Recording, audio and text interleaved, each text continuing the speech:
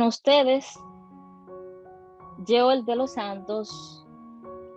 Bienvenido, querido amigo y hermano. Gracias, Jordania. Gracias por la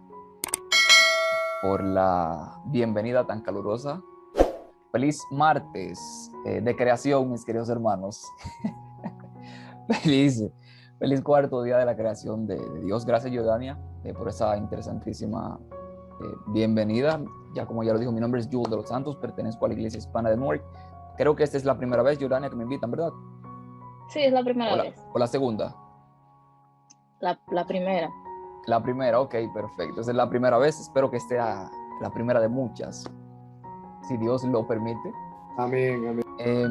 Vamos a orar en primer lugar antes de comenzar a estudiar lo que es la palabra de Dios, mis queridos hermanos, y cómo estamos. Oremos. Amado Dios, Señor, gracias te damos por esta maravillosa oportunidad que nos das, Padre, de leer tu palabra, Señor, de aprender más de ella. Gracias porque nos da la oportunidad de estudiar este tema tan interesante, este tema crucial, que es el santuario. Señor, ayúdanos a poder entenderlo, ayúdanos a ponerlo en práctica, y ayúdanos a reconocerte a ti, Señor, como sumo sacerdote, cual estás hoy en día a la diestra del Padre, intercediendo por nosotros, Padre. Favor que te lo pedimos, Señor, en el nombre de Jesús. Amén y amén. Amén. Perfecto, déjame poner la diapositiva. ¿Qué tiempo tengo, Anthony? Tiene 35, mi líder.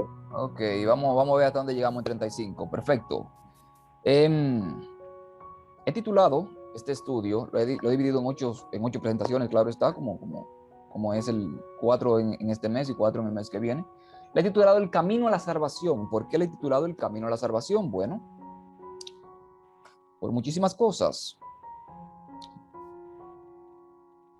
En primer lugar, esta es la primera parte de lo que es este tema. Lo he titulado La estructura del santuario antes de Moisés. Vamos a descubrir cómo estaba el santuario de una manera implícita, de una manera, se podría decir, oculta en el Génesis completo y en parte del Éxodo también, antes de Dios dárselo a Moisés. Eso y más lo vamos a estar viendo rápidamente.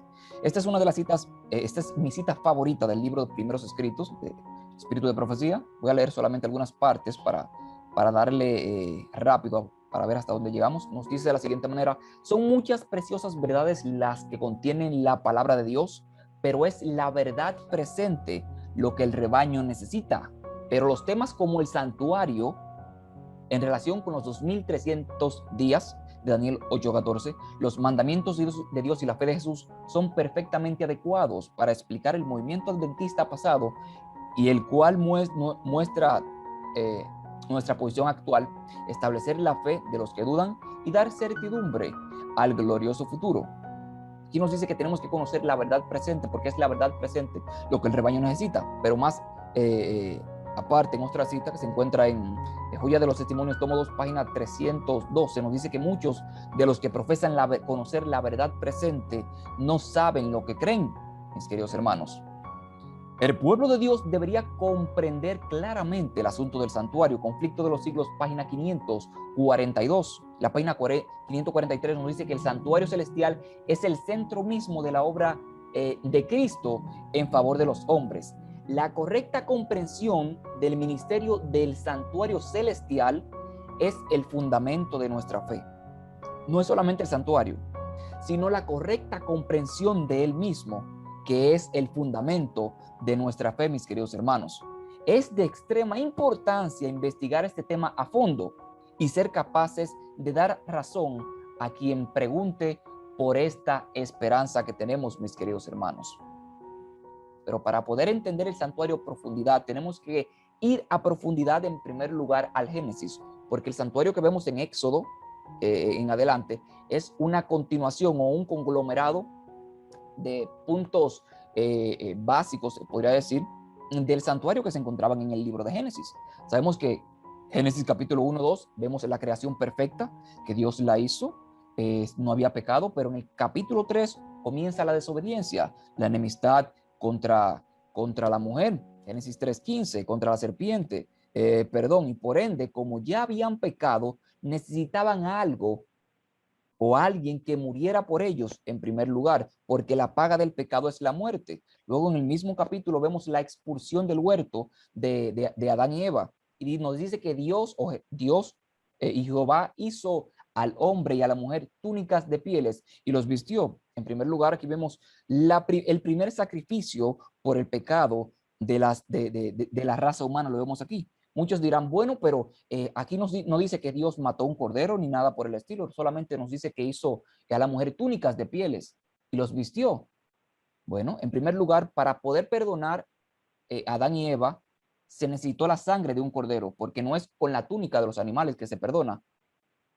Hebreos capítulo 2, capítulo 22, capítulo 9, versículo 22 nos dice que sin derramamiento de sangre no puede haber remisión de pecados. Entonces tuvo que haber derramamiento de sangre obligatoriamente para que Adán y Eva no murieran en ese entonces y por ende fueran perdonados, aunque se podría decir el resultado del pecado fue la expulsión del huerto, pero como quiera Dios los perdonó. Eso también vemos otro sacrificio. Aquí lo vemos un poco más detallado, lo vamos viendo cada vez más detallado, lo que es el santuario de los sacrificios. Caín y Abel sabían perfectamente el asunto del santuario. Estamos hablando en Génesis capítulo 4, cuando Abel trajo también de los primogénitos de sus ovejas, de lo más gordo, trajo Abel para ofrecérsela a Dios. Abel tenía claro qué animal debía de ofrecer, cómo debería de ofrecerlo y a quién debería de ofrecerlo. Estamos hablando en la tercera página de la Biblia, se encuentra ya un ejemplo de cómo se debía de sacrificar animales a Cristo Jesús. Esto mismo lo vemos en el comentario bíblico adventista, de lo mismo que le estoy hablando. En ese capítulo 4 vemos cuando Caín mató a Abel y por ende había pecado, porque él mismo dijo que su castigo era grande. Vemos que aquí también conocía la ley porque si se sintió que lo iban a castigar por algo malo que había hecho, fue porque transgredió la ley. Porque si no hay ley, no hay pecado también. Luego vemos a Génesis capítulo 5, Set, el sucesor de Abel. Luego de ahí, de Set, viene Noé, el cual también hace una referencia a Cristo Jesús, el cual que nos iba a aliviar de nuestras obras y del trabajo de nuestras manos a causa de la tierra que Jehová maldijo. Esto lo dijo el papá de Noé antes de ponerle el nombre y por eso le puso ese nombre. El que vino a librarnos de la carga y aliviar nuestras cargas fue Cristo Jesús. Luego vemos en capítulo 6 cómo estaba la maldad del mundo, terrible, el arca de Noé, el diluvio también, 40 días lloviendo en la tierra, luego que cesó la lluvia. Vemos lo que es en el Génesis, vemos el pacto que hizo Dios con Noé. Génesis capítulo 8, vemos ya otro punto sumamente interesante, o un indicio o un principio de lo que es el santuario, porque Noé conocía también perfectamente el santuario y no solamente eso, él sabía también cómo adorar y cómo hacer el altar a Jehová. Y no solamente eso, él sabía qué animales se debían de sacrificar, qué animales eran limpios y qué animales no. Y estamos hablando de Génesis capítulo 8, antes de Dios darle el santuario específico a, a Moisés. Vemos que este indicio claramente hace referencia a los animales que se iban a sacrificar en el altar. Por eso tenemos que comprender estas piezas claves que se encuentran en el libro de Génesis antes de pasar al Éxodo. Luego tenemos lo que es la Torre de Babel, Génesis capítulo 11, Génesis capítulo 12, encontramos a Abraham. Este hombre en el Génesis fue el más experto, se podría decir, en cuanto al conocimiento de sacrificios, se podría decir, a Jehová. Este hombre fue el que más altares hizo en el Génesis. Este hombre salía de un lugar, antes de salir hacía un altar, cuando llegaba hacía otro altar, en obediencia a Dios y en agradecimiento también. Pero no lo vemos así en la manera que Lot actuó, porque en todo el tiempo que Lot duró caminando con Abraham, nunca en la vida hizo un santuario, ni nunca se le vio en la Biblia o en el Génesis agradeciendo a Dios por algo que había hecho. Igualmente Sarai. Luego de eso vemos en Génesis capítulo 15 cómo Dios promete a Abraham, un hijo de la promesa. Y vemos que Dios le pide un sacrificio diferente a todos los sacrificios que habían hecho las personas anteriores a Abraham para que se pueda confirmar este pacto que había hecho. Génesis capítulo 15, versículo 9 nos dice, y le dijo, traedme una becerra de 3 años y una cabra de 3 años y un carnero de 3 años, una tórtola también y un palomino. 3 años, 3 años, 3 años y 3 años. Todos estos animales eran limpios y eran animales que también se iban a sacrificar en el santuario, en el tabernáculo establecido por Moisés también. Vemos otro principio fundamental para el sacrificio. Y aún muchos se preguntarán, ¿por qué 3 años? Bueno, Comentario Bíblico Adventista, página 326, nos da un indicio de por qué 3 años. Nos dice que el requisito de que los cuadrúpedos fueran de 3 años especifica que se trataba de animales maduros o listos para ser sacrificados o listos para una obra especial. Pero cuando nos vamos a Lucas, capítulo 3, versículo 23, nos dice que Jesús mismo, al comienzo de su ministerio, era como de 30 años. Interesante que a la edad de 30 años era que se consideraba una persona ya madura para hacer una obra. En este caso, Cristo, su ministerio lo comenzó a la edad de 30 años, a una edad madura. Interesantísimo. El Cordero de Dios que quita el pecado del mundo. Luego de esto tenemos a Génesis capítulo 16, Agar, el hijo de la desesperación, porque fue producto de una desesperación, la circuncisión de Abraham luego tenemos Génesis capítulo 18, la promesa del nacimiento de Isaac. Luego la destrucción de Sodoma y Gomorra, el nacimiento del hijo de la promesa de Isaac. Luego vemos que Abraham iba a sacrificar a su propio hijo de la promesa por obedecer a Dios. Por eso se le considera en la Biblia como el padre de la fe. Interesantísimo, interesantísimo este paralelismo con Jesús. Luego tenemos otro sacrificio que Abraham también hizo en favor de Dios cuando encontró al carnero en una zarza y lo sacrificó a Jehová en vez de sacrificar a su propio hijo. Luego Isaac, en el capítulo 24, conoce a Rebeca. Luego tienen a Isaac y a Jacob y a Esaú. Jacob obtiene la primogenitura, luego huye de su hermano.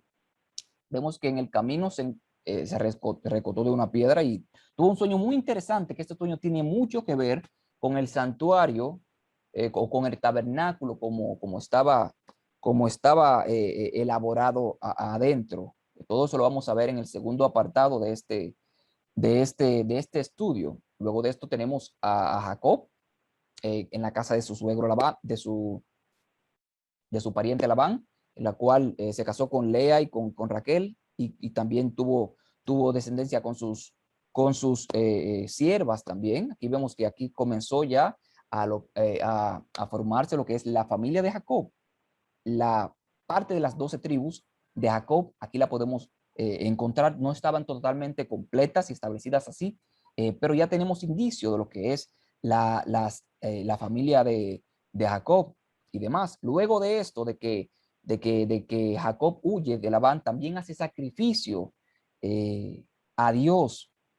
Es lo que le digo, este hombre tenía un completo conocimiento de lo que es el santuario, un completo conocimiento de Dios, un completo conocimiento de la salvación, un completo conocimiento de lo que significa tener fe y creer en aquel que el ser humano a simple vista no lo puede ver.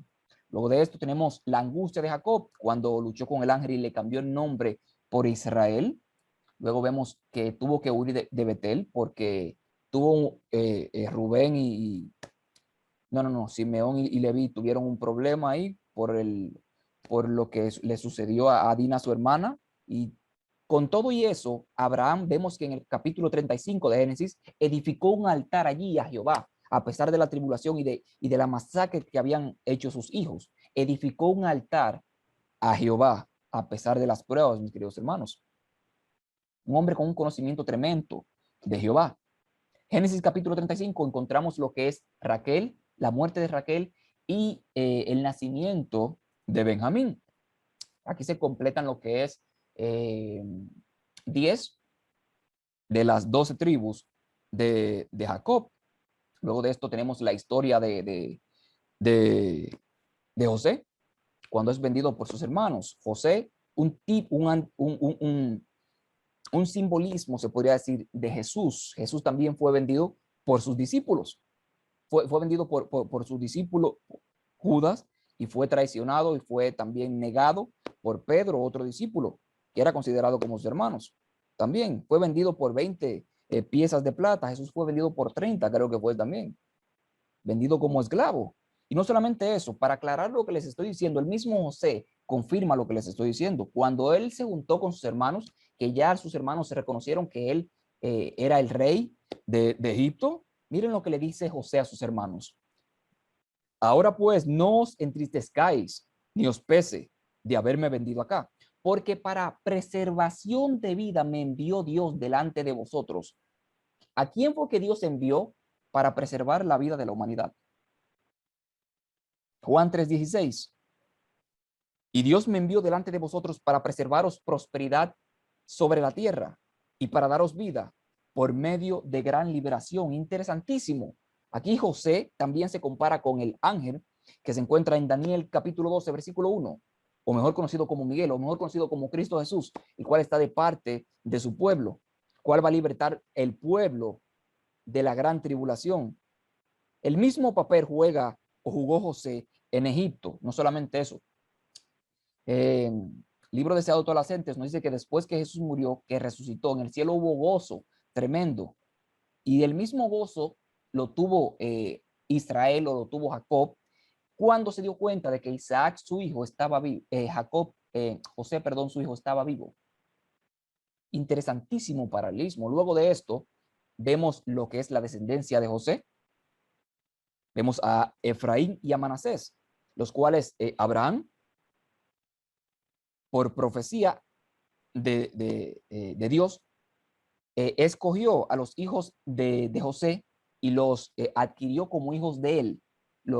Por ende, después de eso, formó lo que fueron las 12 tribus de Israel, completada en su totalidad. 12 tribus de las cuales se habla en la Biblia completa, de los cuales estaban encargados del santuario. 12 tribus que tenían un papel diferente que hacer, y cada una de ellas era mandada por Dios a que haga ese papel por Cristo Jesús. Luego de esto tenemos lo que es la muerte de José, el cual dijo antes de morir: voy a morir, mas Dios ciertamente os vivificará y os hará subir de esta tierra a la tierra que juró a Abraham, a Isaac y a Jacob. Interesantísimo, se quedaron las 12 tribus en Egipto cautivas. Luego vamos a entrar a lo que es el Éxodo y vamos a ver algo sumamente interesantísimo, que lo vimos en Génesis capítulo 15, versículo 13 y 14. Vemos la profecía que le dio Dios a Abraham, la cual nos dice que entonces Jehová dijo a Abraham: ten por cierto que tu descendencia morará en tierra ajena y será esclava allí, y será oprimida 400 años, mas también a la nación a la cual servieran juzgaré yo. Y después de esto saldrán con gran riqueza. Eso lo vemos, ese cumplimiento lo vemos en el primer capítulo de Éxodo, cuando el pueblo estuvo cautivo. Luego de esto, Dios levanta a un libertador, el cual también en cierto punto hace referencia a Cristo Jesús. Moisés, el libertador del pueblo de Egipto. Interesantísimo que Cristo vino a libertarnos del pecado. Moisés tiene un nombre tremendo. Le pusieron Moisés porque de las aguas lo saqué. Interesante que Moisés también sacó al pueblo mediante las aguas. Él lo sacó mediante Cristo Jesús, mediante el poder de Cristo Jesús, pero fue por las aguas también, así como él fue sacado de las aguas. Interesantísimo paralelismo. Luego vemos en Éxodo capítulo 2 lo que es la vida de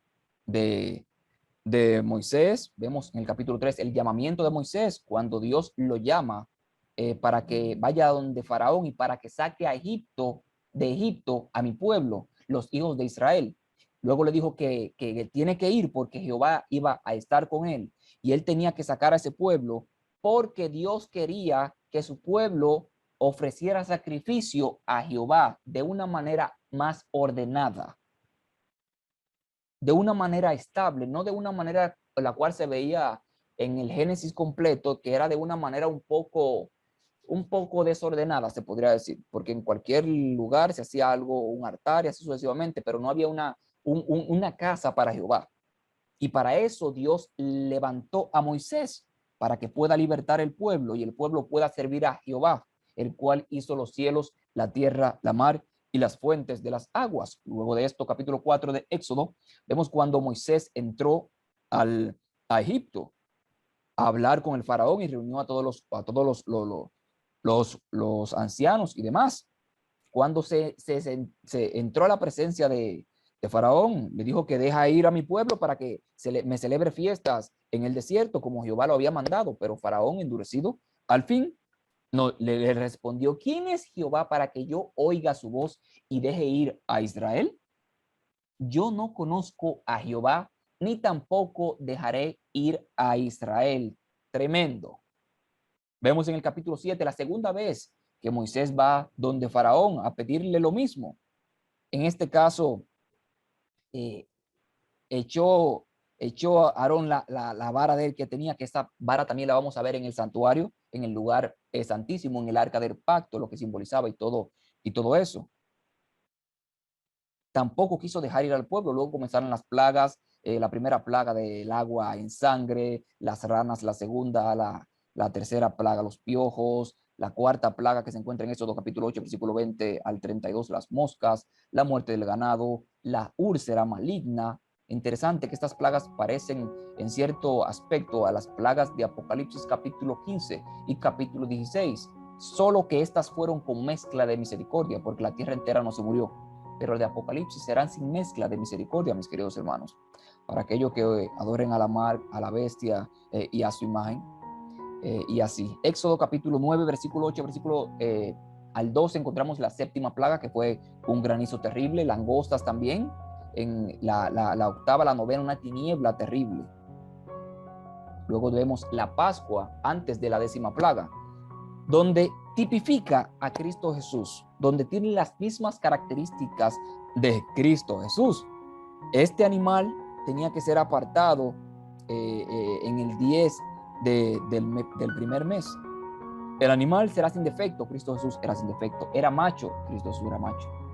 De un año significa que era joven, Cristo Jesús era joven. Lo vimos que tenía la edad de 30 años, era maduro ya prácticamente para la obra que iba a ejercer aquí en la tierra. Lo tomaréis de las ovejas o de las cabras. La oveja haciendo referencia al Cordero de Dios que quita el pecado del mundo. Y así sucesivamente. Todo eso lo vamos a ver en los siguientes estudios con la ayuda de Dios. Luego de esto vemos la décima plaga, que fue la muerte de los primogénitos. Y luego de esto, Faraón dejó ir al pueblo. Luego dijo: salid de en medio de mi pueblo, vosotros y los hijos de Israel, e id, servir a Jehová, como habéis dicho. Después de 10 plagas, después que estaba la nación totalmente devastada, mis queridos hermanos. Aquí vemos que en ese mismo día salió el pueblo de Israel de Egipto. Eso lo encontramos en Éxodo capítulo 12. Nos dice que y pasado los 430 años, en el mismo día todas las huestes de Jehová salieron de la tierra de Egipto. La profecía que encontramos en el Génesis capítulo 15, versículo 13 y 14. Para poder entender todo eso, como le dije al principio, teníamos que pasar por el Génesis obligatoriamente, porque el Éxodo es una continuación de lo que ya estaba escrito en el Génesis. Luego de esto vemos que Dios estaba caminando con su pueblo en el desierto de día y de noche, y nunca se apartó de delante de su pueblo. Pero Dios no quería estar andando para arriba y para abajo con el pueblo, sino que Dios quería morar con su pueblo por una razón específica, mis queridos hermanos. Luego de esto vemos que Moisés cruzó el Mar Rojo. El mismo nombre de Moisés indicaba lo que iba a hacer en cierto aspecto, porque significa porque de las aguas lo saqué. De la misma manera Moisés sacó al pueblo, o Dios sacó al pueblo de las aguas a través de Moisés y de su vara. Luego vemos el cántico de Moisés, la rebelión del pueblo una vez había cruzado el mar. Encontramos en Éxodo capítulo 16, cuando se quejó por lo que Dios le le estaba dando. Luego de esto, Dios le mandó el maná, Éxodo capítulo 16, que también el maná es parte de los tres utensilios, se podría decir, que se encontraban en el arca del pacto. El maná era uno de ellos, mis queridos hermanos.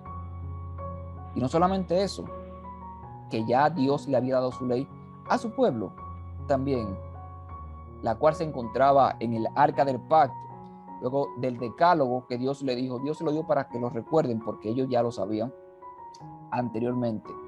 Un estudio profundo de la ley de Dios antes de Éxodo 20 nos dejará saber esto, mis queridos hermanos. Luego de esto vemos que Dios mandó a que hagan un altar también, y le dijo que sacrificarán sobre él tus holocaustos y tus ofrendas de paz, tus ovejas y tus vacas.